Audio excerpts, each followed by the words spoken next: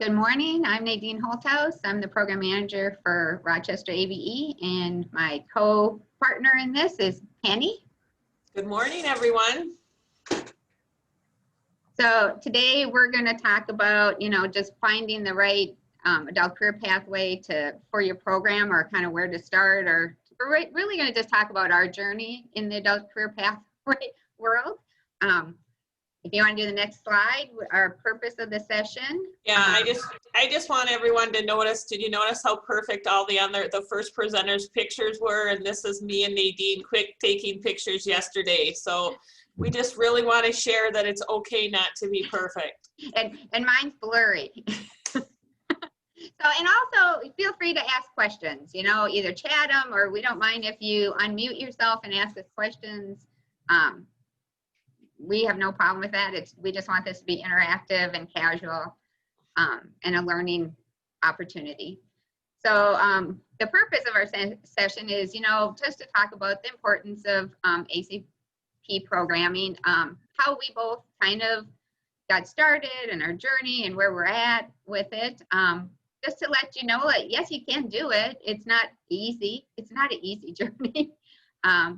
As I'll tell a little story, when we first started our pathways or whatever, we used to call it the fast track 15. Well, we all gained 15 pounds because it's difficult work, but it's really rewarding too when you see your students and all the accomplishments they have.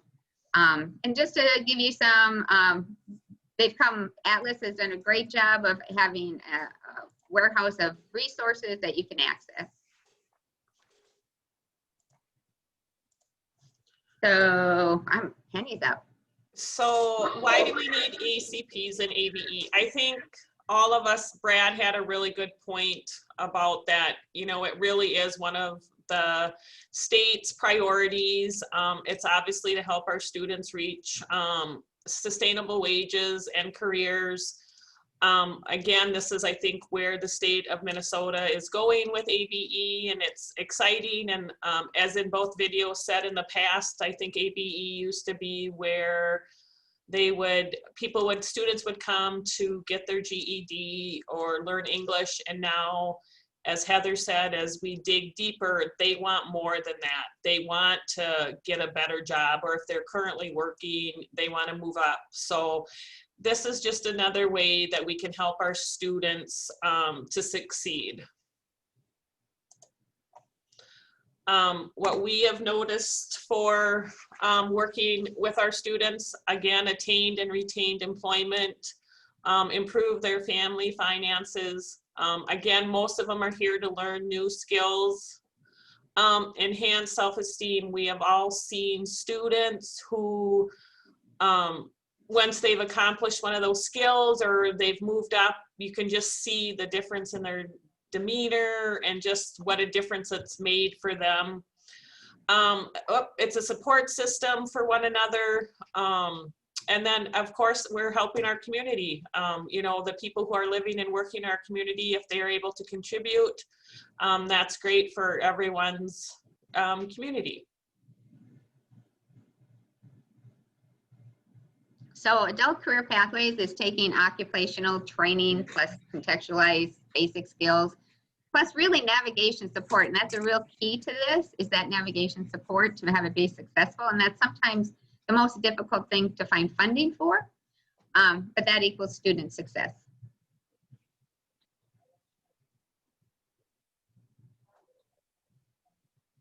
So how to begin ACP programming in your program or region? Well, we're just going to talk a little bit about our journey, and I'll talk about my journey, and Penny will talk about her journey. So next slide.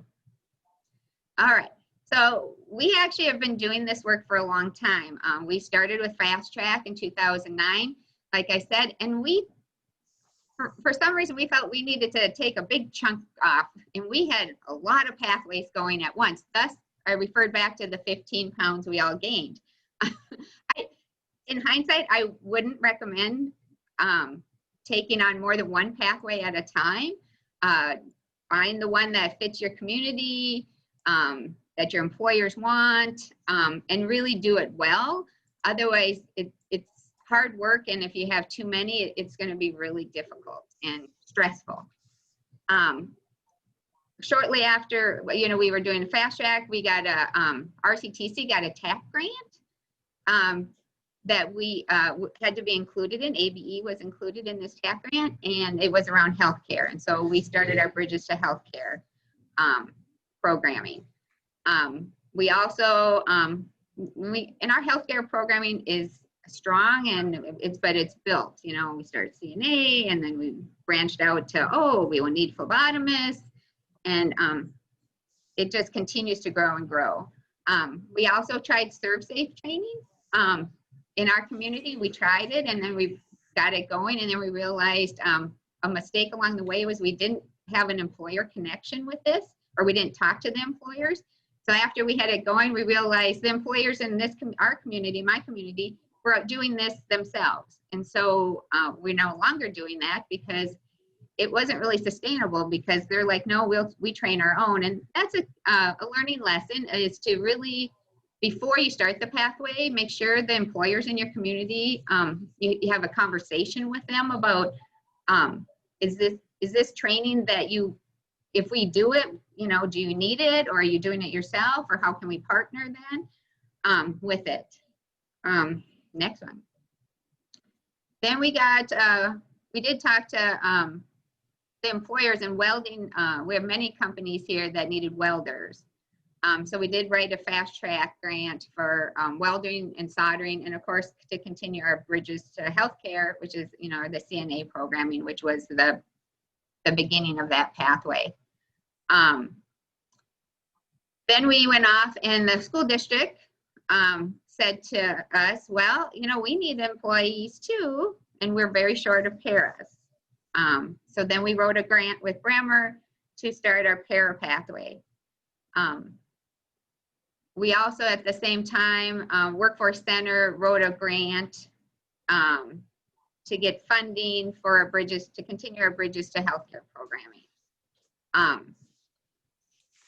We've had multiple P2P grants for healthcare, and we've expanded out into administrative office professional and maintenance. Our two big employers that we're working with now are Mayo Clinic.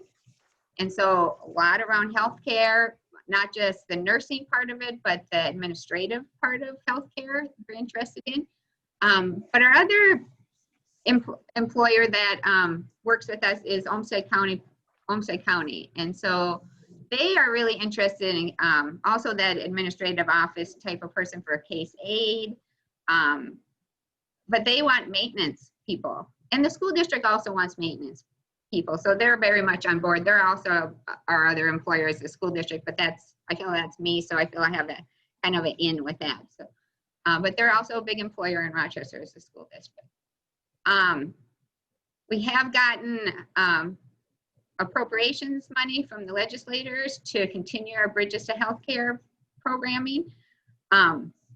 They've asked us to, you know, try to take the model and expand out into the region. And so we've been working with that. But as you can see, we've been on the journey a long time. And it's, some of our pathways have started and have stopped because we didn't have employer buy-in, or there wasn't a need for that in our community. And some pathways have taken off and just grown and grown and grown. But next slide. But we are, as you can see, we're a very large program. We're a fairly large program. I have a substantial staff. I have 8 support staff, 17 teachers. And we serve quite a few students. You know, I think last year was 1,500 participants. So it's a little more if you include all your students that come through the door. So we have a large student pool to draw from for our programming. We start our programming, and I have that highlighted. Our Pathways program, really, they have to be at an ABE 4. Otherwise, they're in our other ABE classes and ESL classes to get their skills at a level that they can start the adult career pathways program and be successful. We like them to move along quickly, so we like them to have the skill level that they can do that.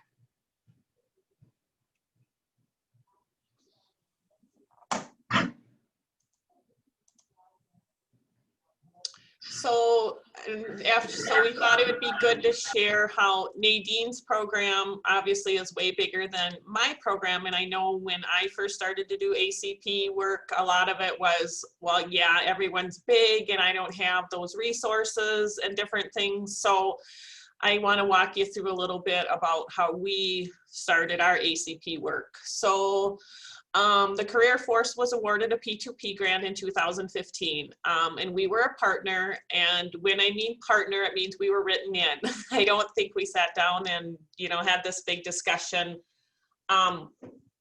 like we do now. So that was the paraprofessional training. So we actually ran 2 classes with our workforce to train people, and kind of like what Nadine said, our first group was over 20 some students, and then we ran it again and it was 15, and then I think we ran it one more time and our numbers were like down to 8.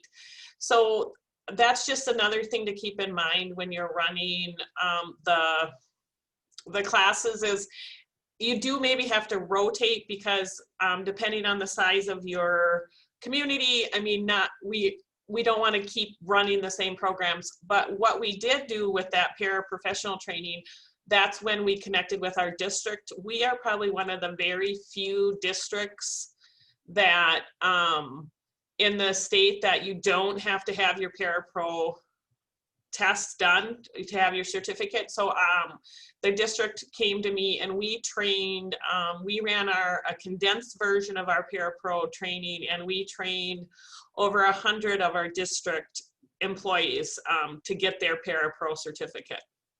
Again, then the Career Force was awarded a Southeast Asian grant. We were a partner. This time we did driver's training. So again, we partnered with either the Career Force brought in students, and then we also use our students. We used our space here, and then we partnered with ABE teachers and then a driver's training.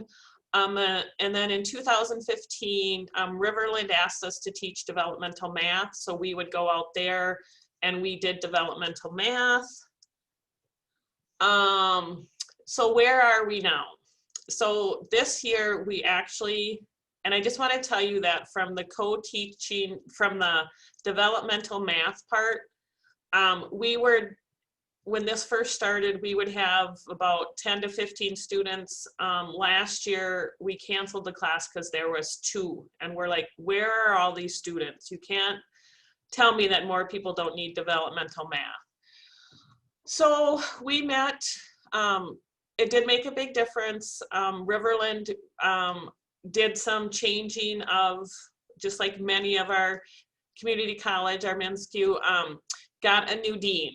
And that has made a big difference for us, because our partnership, although it was there, definitely changed. So this year we are actually co-teaching Tech Math, English Prep 1 and 2. So what we're doing with the Tech Math is 2 days a week. Then that Prep Math is the other 2 days a week. So my ABE teacher is doing 2 days with the Riverland teacher, and then the other 2 days we changed it from developmental math to Tech Math Prep 1 to Prep Tech Math. And then what Nadine said, we actually now are gonna work with their appropriations also, since Mayo is in Austin, Albert Lee, and Owatonna. We are partnering with Riverland, Career Force, and Mayo to do the Bridges to Careers. So we will be working with Rochester. We ask students, I mean, sometimes, you know, I think especially when we're a smaller program, it's okay to CPR, first aid. You know what, they need that if they want to go into childcare. We did some sewing. We looked at the Minnesota ABE content standards, and then we did transitions funds. We did a healthcare careers exploration, and then we are going to use some of our transitions fund and kick in a little consortium money to hire an ACP DL coordinator. I think we have all around the state of Minnesota has realized, especially now with COVID, that we need to be creative. And so what we would like our ACP person to do is come up with, okay, so say someone in Owatonna is teaching parapro class. Well, I have 2 students. So how can we do that through distance learning? And I think what Brad had talked about also is, I think that's going to be the way of the future, is how someone northern Minnesota is teaching a class, how can southern Minnesota combine with those to reach our students and to help our students, because a lot of us do not have the numbers. And to just kind of compare you with Nadine, so we used obviously the 2018-19 data just because of COVID. So Nadine had how many students? I have 213. I think Nadine had 1,500. I have 1 program, I'm the program manager, 3 support staff. I have 4 teachers, and they're both all part-time. So, and my contact hours was 18,000. So the reason we wanted to show you that is I'm a very small program, but yet I'm able to kind of come up with different ways on how we can do career pathways. So we just thought it was really important to kind of show you that.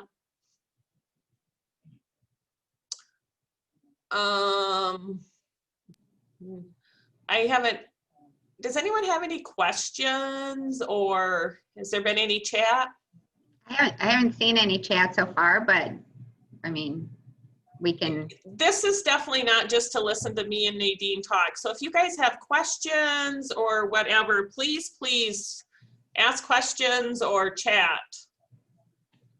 So Nadine and I thought some key advice for programs who are just thinking about starting, just start. So Penny, someone said, could you say more about the Minnesota ABE content standards? How were those integrated with ACP content?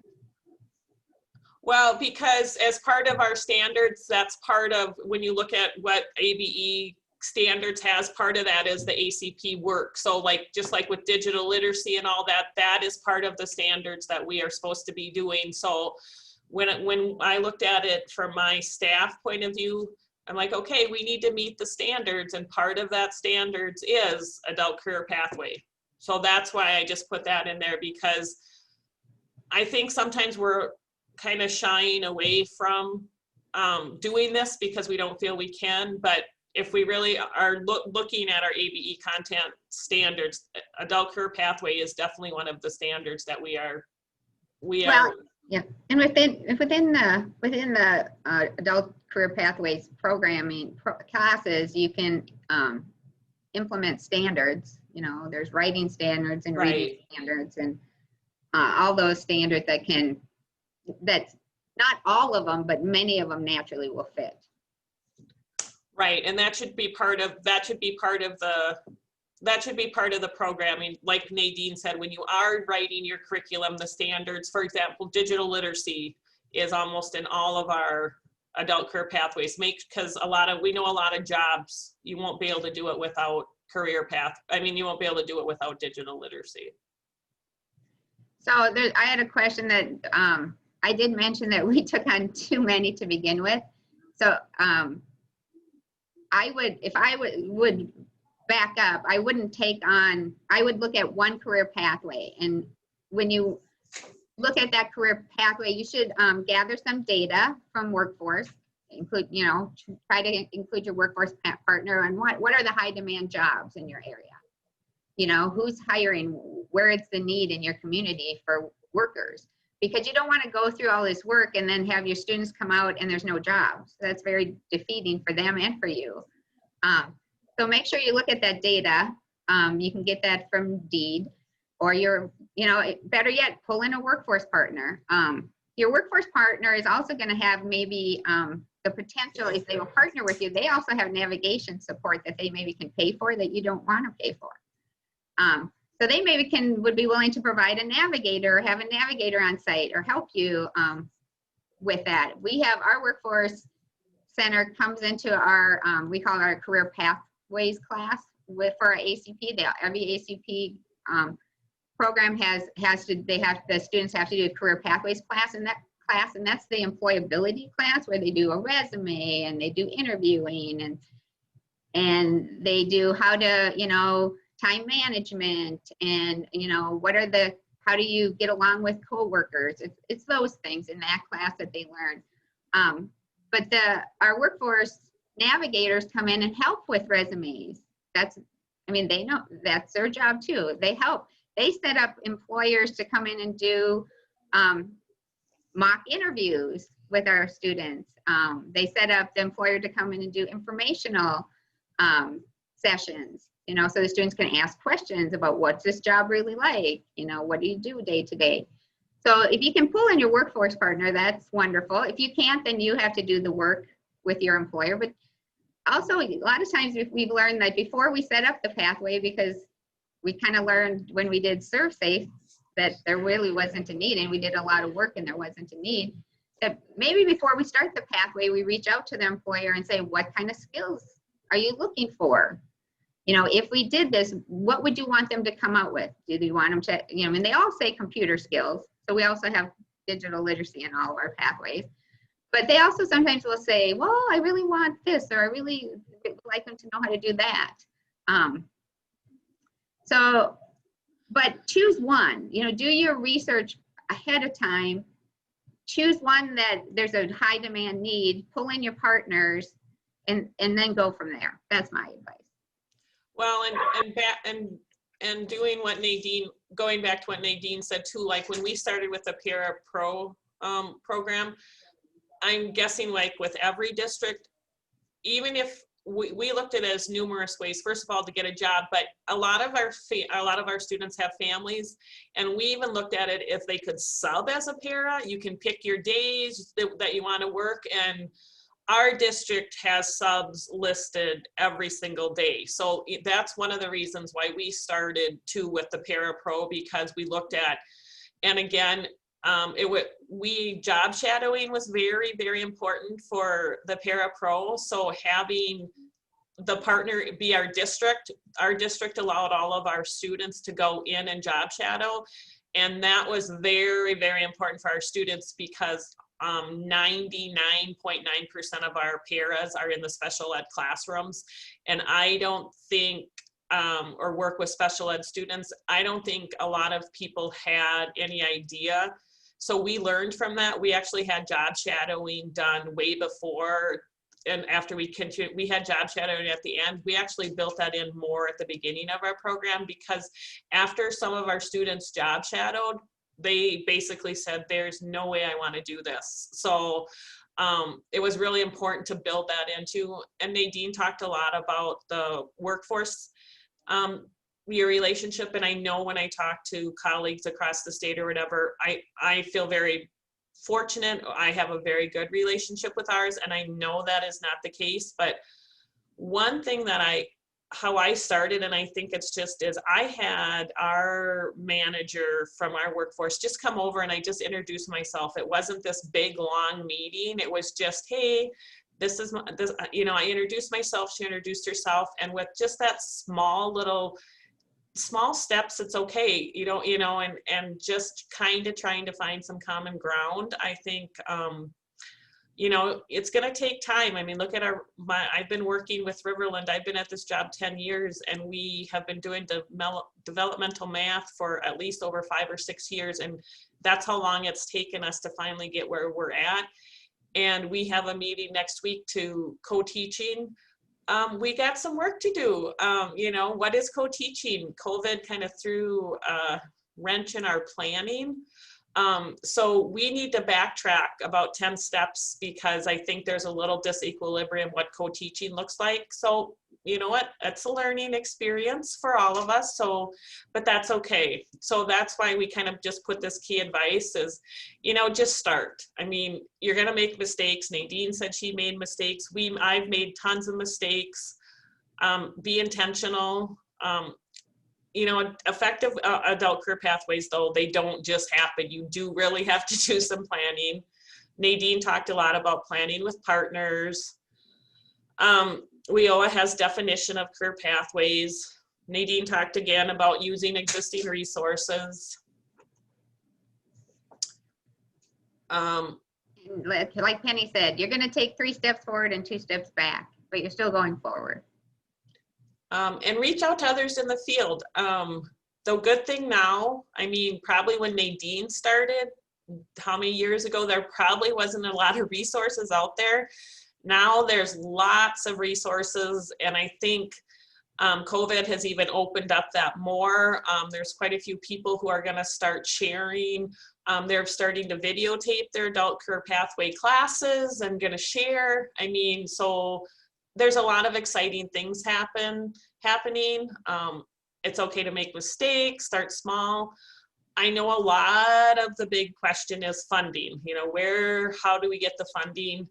Again, try to work with your workforce, grants, transition money. We use transition money in our consortium to fund some of our adult career pathway classes. So when we started, we actually went up to Hub, and I see Karen is here today. So I mean, we went to their, and they were so helpful. So I don't know, Karen, if you have any advice. You've been doing this longer than I have, or Penny. I don't mean to put you on the spot, but I feel like you were a great inspiration for us when we started. And so yeah, go to another. Hi, Karen. Are you talking to Karen Jardine? Yeah. Yeah. There's well, thank you. I mean, I think that, you know, a lot of our programs obviously are going towards the same initiative, and the more that we can help each other and show how we're doing these things. I mean, our distance learning program has a lot of weight behind it for helping students, and I think you guys are hitting the nail on the head, you know, of talking about how do we initiate this across the states, and how do we better serve our students when one program isn't able to hold specific classes and others are. And I think just, you know, having you come to the Hub Center and having other agencies and exploring how we're doing this is the best medicine, I think, on, you know, serving our students. Do you have any startup advice? Like I said, we came and saw you to start up. Well, come to my session and Allison's session at 10:45. We'll talk about how using data will help you get your career pathways started. Yeah, and you know, go contact other managers, contact Penny or myself or Karen or somebody in your area that is doing, you know, one thing. And it might not be the career pathways that you're going to choose, but maybe the process they went through, you're going to learn, Right. You know, learn their mistakes, learn their successes. Right.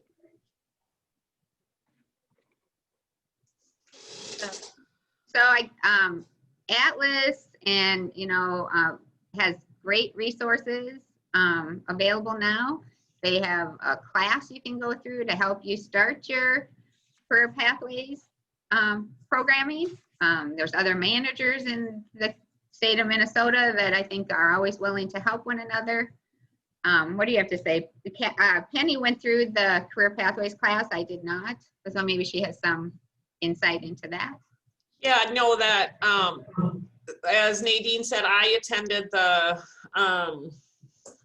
ACP program development class with Liz. It was, of course, wonderful, but a really probably a way to start would be this career pathway checklist. It's a really nice tool. It's user friendly. You can go through it. You'll kind of see what you need to tweak or what you need to kind of work on, but it's kind of a really good way. It's a really good way to start. So, and like I said, compared to probably where we were, I don't even know, probably what, 5 years ago, the amount of resources that are available to us as managers and to students. And we had a transition meeting last Friday, and we really are coming up with ways that we can, just what Karen said, sharing how we can do distance learning ACP across the state, where we would have a list of, okay, Rochester's going to offer CNA classes and they're willing to do it through distance learning, where someone could Zoom in or Google Meet, whatever. So I think if we can get there, I think that's even going to help a lot of us, especially smaller programs. Even with COVID hitting now too, I mean, my numbers, my biggest numbers are actually the students that are taking classes at Riverland.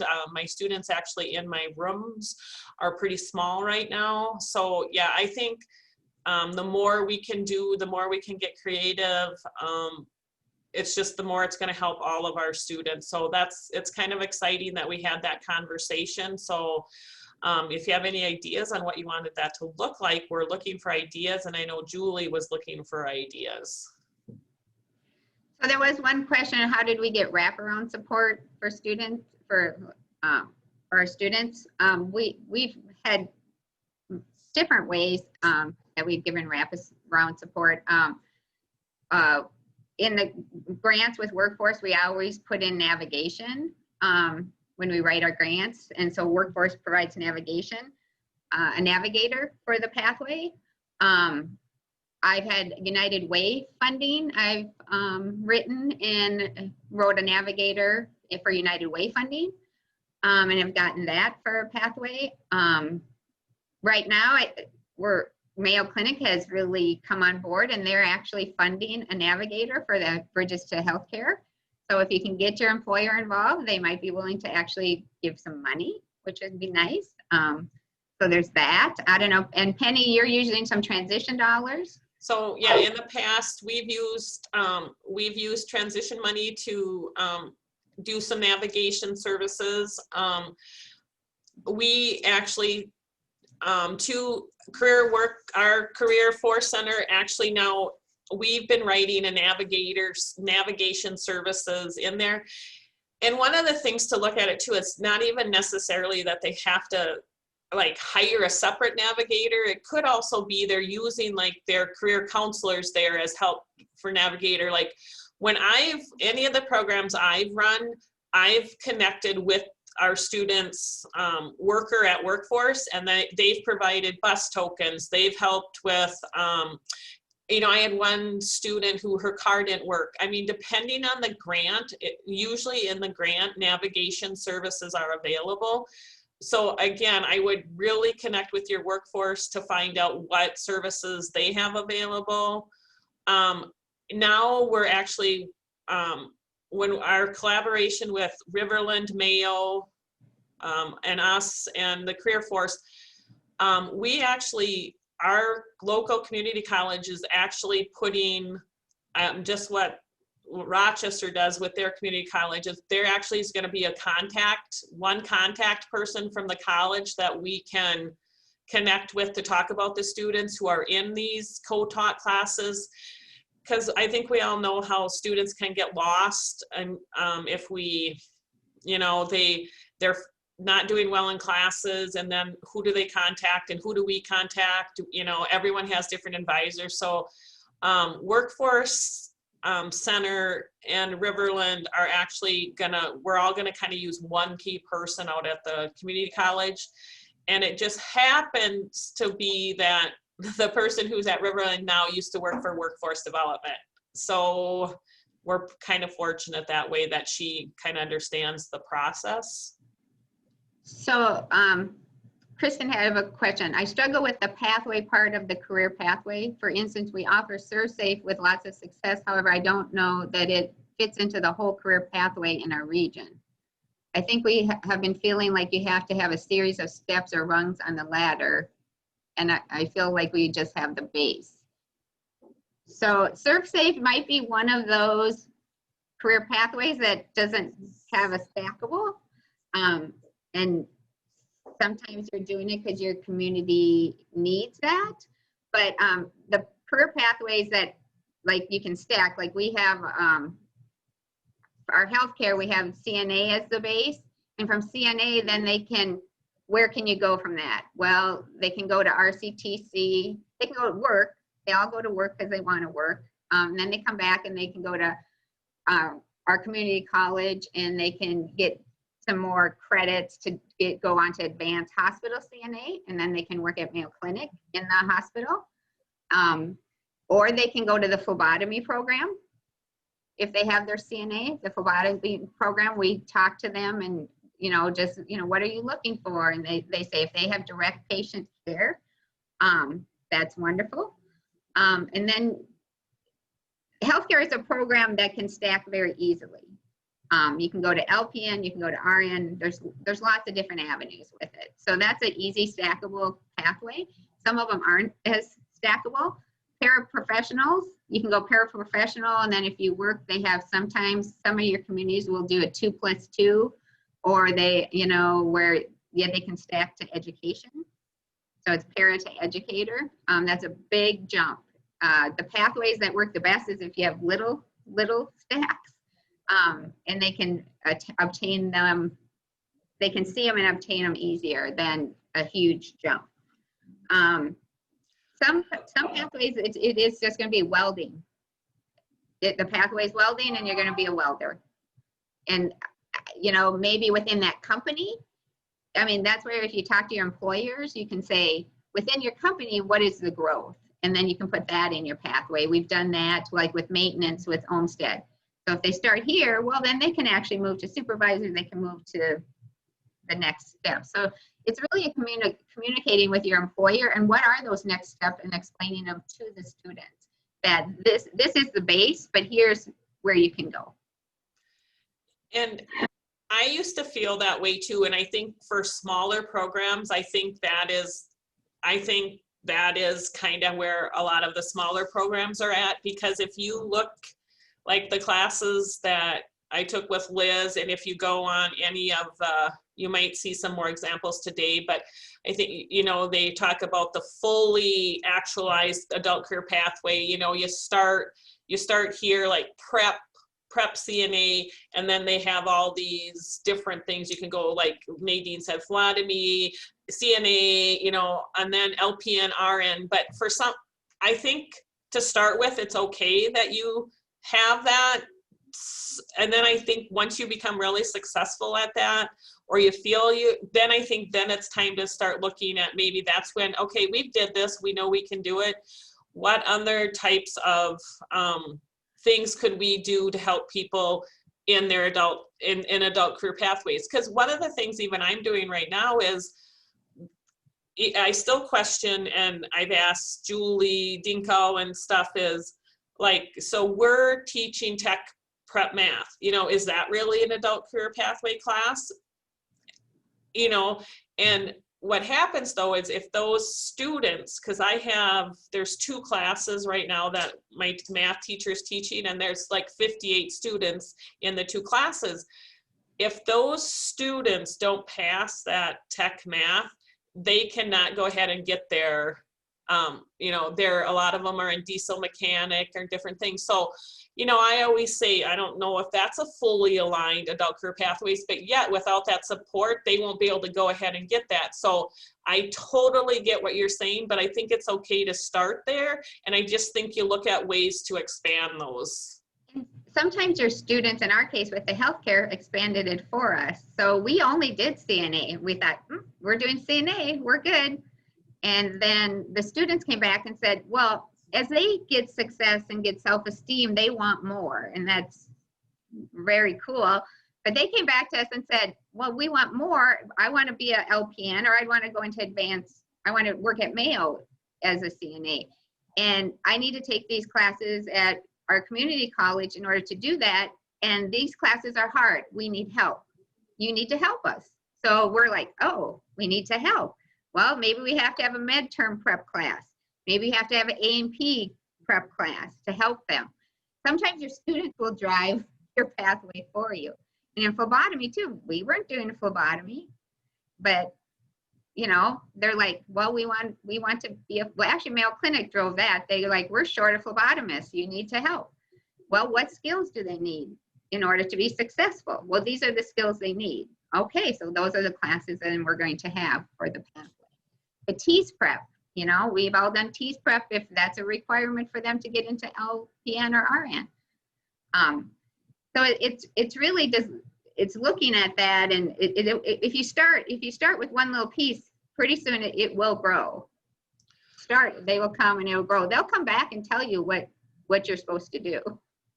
So, we're supposed to speak about Dev Ed instruction as part of the career pathway.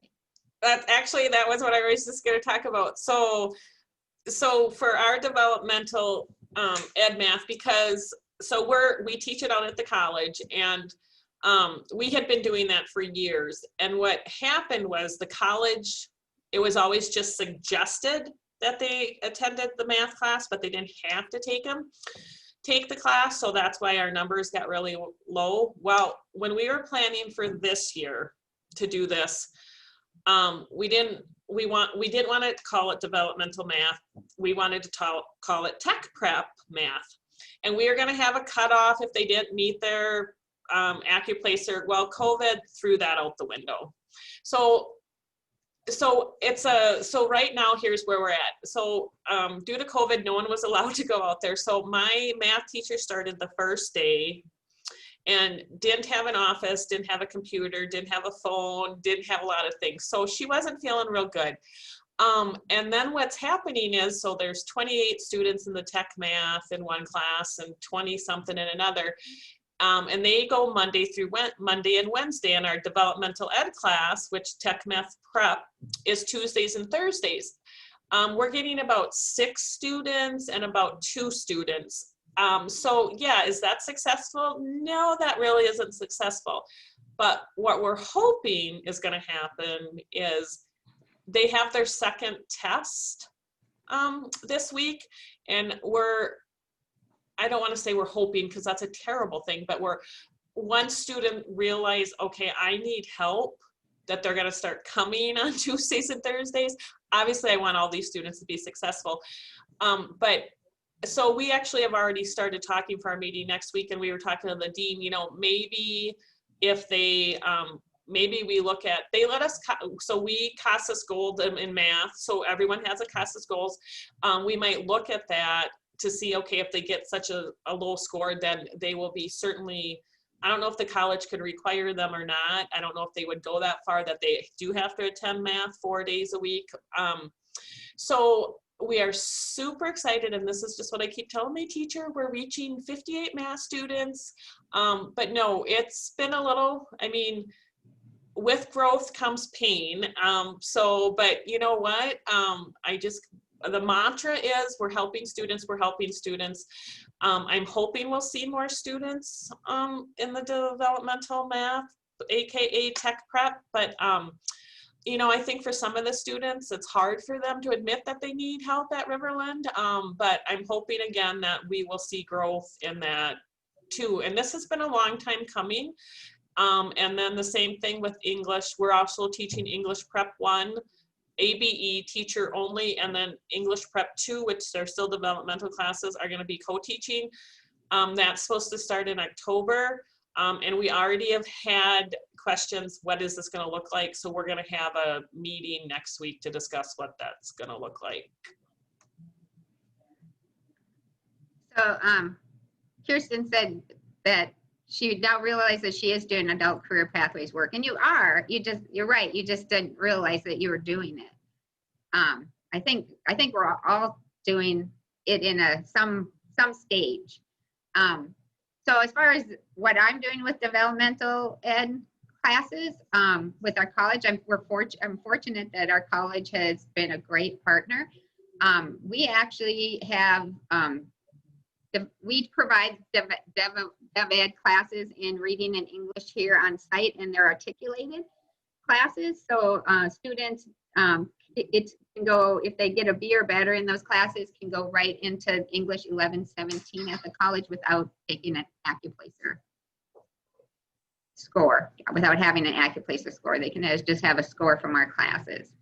And then we also co-teach, the teacher they have here for their English Dev Ed class goes with them out to the college, and they that teacher and English teacher at RCTC co-teach that. class. And then we provide wraparound support for that class after the class for the students who are in it. And they really just, it's all just the students, our students that come from ABE are put in that class. And also maybe, we also will put in there our ALC students who come, because they also need a little bit more wraparound support. So the RCTC is okay because we have enough students coming in to give us our own class. That's it. Any other questions? So I'm sure everyone has seen the Atlas. Again, just we were finishing up on the resources. You know, if you go to Atlas and you go right under there, adult career pathways, and then it already is listing curriculum that you can use. I think Liz, who no longer is doing that, but Heather is, which she's doing awesome, is just that probably wasn't used as much as they had hoped. So I think they're trying to figure out how we could use it more. But again, I think since COVID is hit and just people are becoming more creative, I think there's going to be even more resources to share, and especially through distance learning, which I'm really excited about, because like I said, if I have 2 students who want to take a class, I certainly can't.